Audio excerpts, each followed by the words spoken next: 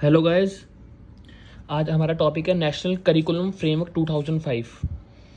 सो time waste ना करते हुए टॉपिक स्टार्ट करते हैं। अगर वीडियो अच्छी लगी तो लाइक, सब्सक्राइब और शेयर करिए। तो national curriculum framework 2005, NCF 2005 framework is one of the fourth NCF published in 1975, 1988, 2000, 2005 by NCERT in India। NCF जो था, इसकी फुल फॉर्म है नेशनल करिकुलम फ्रेमवर्क। अब ये है क्या?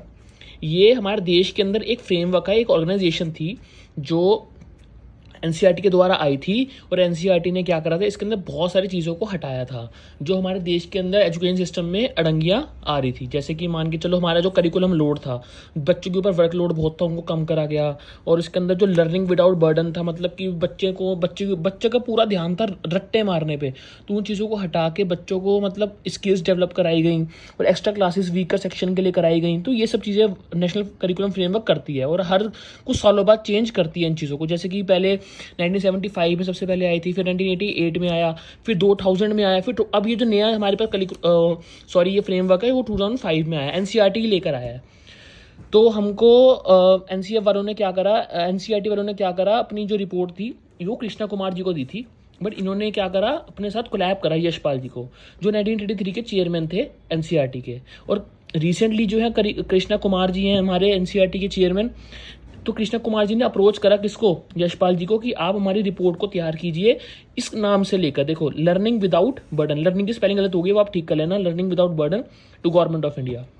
तो इसमें क्या समझाया मैंने, जो NCF था वो हमारे 4 हो चुके हैं, 1970 बन चुके हैं, सॉरी, एक 1975 में बना है, एक 88 में बना है, एक 2000 में बना है, एक 2005 में बना है, ठीक है।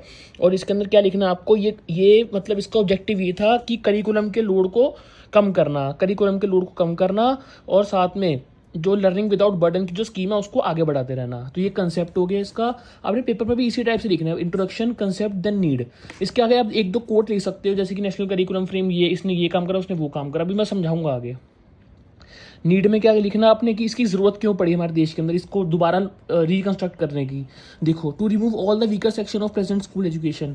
जितने भी हमारे प्रेजेंट स्कूल एजुकेशन थे, जो वीक सेक्शन थे, मतलब जो ज़्यादा रिसोर्सेज नहीं अवेलेबल करवा पाते बच्चों के साथ कोई भी कोलैब नहीं करते, इंकरेज नहीं करते, मोटिवेट नहीं करते, उन चीज़ों को ठीक करने के लिए ये चीज़ें आई, NCF आया। अगला देखो, वही बात आ गई, to promote learning without burden वाली, कि बच्चे के ऊपर बर्डन ना आए लर्न का, ठीक है। तीसरा, to remove isolated activity. Isolated activities क्या होता है, जो बच्चे मतलब जो जैसे हमने किसी बच्चे को अकेली एक्टिविटी दे दी, वो बच्चा बोर हो रहा है, वो मतलब जैसे मान लो हमने किसी को बीकर दे दिया और कोई एक्सपेरिमेंट करने को बोला, तो मतलब करो अकेले बैठ के, तो ये चीज़ें मतलब एक्सेप्टेड नहीं होती सोसाइटी के अंदर। वो बच्चा अकेलापन महसूस करता है, वो नहीं कर पाएगा। ग्रुप एक्टिविटी में ज़्यादा बढ़िया आइडिया आते हैं, डिस्कशंस के साथ ज़्यादा आइडियाज आते हैं, तो वो चीज़ें लाई गई इस करिकुलम के अंदर। और इसके अंदर फोकस भी नहीं था उसका, मतलब NCF वाले का, पिछले NCF का जितने भी हमारे फोकस थे वो नहीं थे ढंग से वीकर सेक्शन के ऊपर। तो इस NCF में ये चीज़ें आई गई, इसलिए ये चीज़ों को ठीक करना था, इसलिए ये NCF आया, ये नीड थी। अगला एम है। एम में वही ऑब्जेक्टिव क्या थे, वही वाले जो मैंने बताया अभी, डेवलपमेंट ऑफ UEE एक संस्था है जो इन सब चीज़ों को संभालती है। यूनिवर्सलाइजेशन एलिमेंट्री एजुकेशन, ठीक है। फिर रिड्यूस द करिकुलम लोड, वही बात होगी एम इसका, कि करिकुलम लोड को रिड्यूस करना। ह्यूमन राइट्स के जो जितने भी हमारे पास राइट्स हैं उनको डिग्निटी है, जितने भी उनको रिस्पेक्ट देनी। Develop the sense of self reliance and create positive environment, class के अंदर पॉजिटिव एनवायरमेंट को लाना।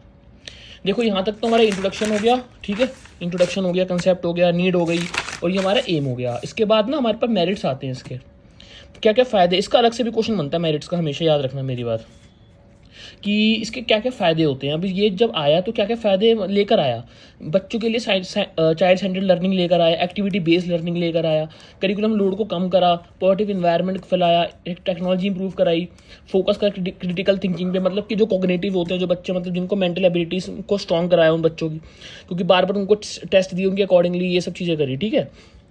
Focus on life and skills, उनकी वैल्यूज़ के, स्पिरिचुअल वैल्यू, मोरल वैल्यू के बारे में समझाया, प्रमोट करा आर्ट एंड क्राफ्ट एजुकेशन, ये हमारे पास कुछ मेरिट्स थे।